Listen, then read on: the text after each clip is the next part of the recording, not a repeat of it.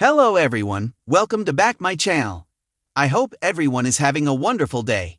Before starting the video, please go ahead and hit the subscribe button.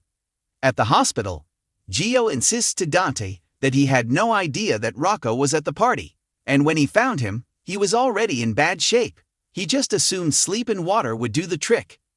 Dante lashes out about how serious this is and how many parents he's had to tell that their kid didn't make it from this very type of incident. If anything happens to Rocco, Dante says, he'll hold Gio responsible.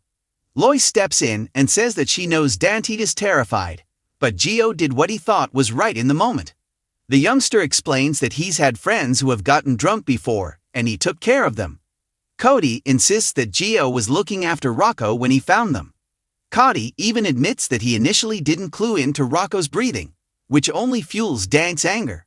Rocco could have died if Cody hadn't found him. Lois continues to support Gio, pointing out that he didn't force Rocco to drink.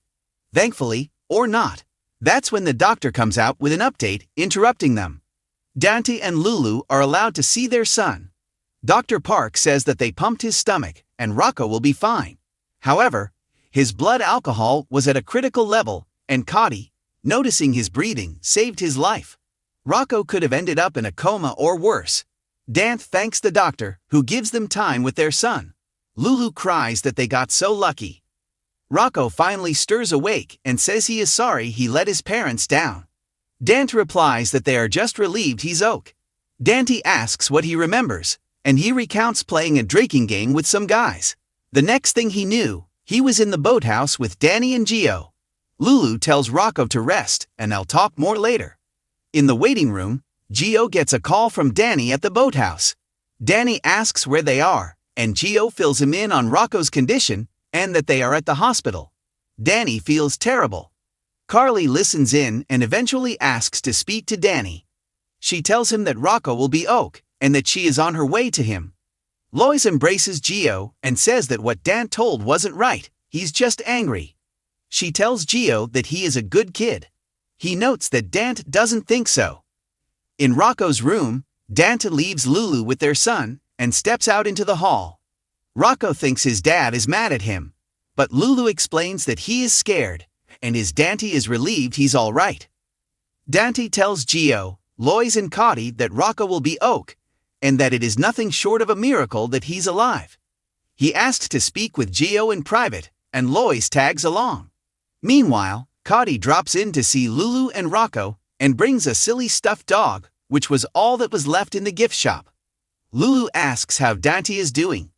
Cody says that he, Gio, and Lois went off to talk, so Lulu thinks she should check on that and asks Cody to sit with Rocco. Lulu leaves and Rocco thanks Cody for saving his life. Rocco asks how angry his dad is. Cody explains that he's mad at what happened, but not mad at him. Cody tells him part of growing up is making mistakes, learning from them, and doing better. He promises Dante will come around as he's a great father.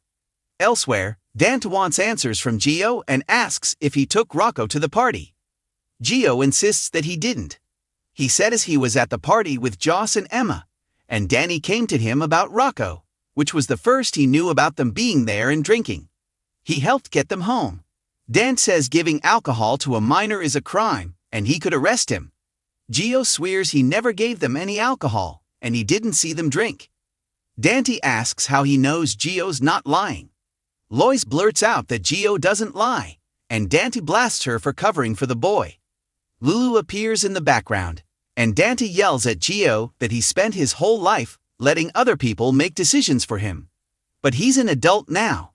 He just stood there and watched Rocco struggling to breathe, and he could have died, all because Gio didn't want to get his buddy in trouble. Lulu takes note when Lois yells at Dante, "You don't know what you are saying, and don't know who Gio really is." Dante is also puzzled by the statement. Smooth, Lois, real smooth.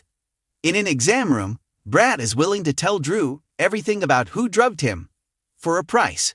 Drew promises Brad $500,000, so he sings like a canary and says it was Dr. Robinson, and he hopes Drew makes her pay.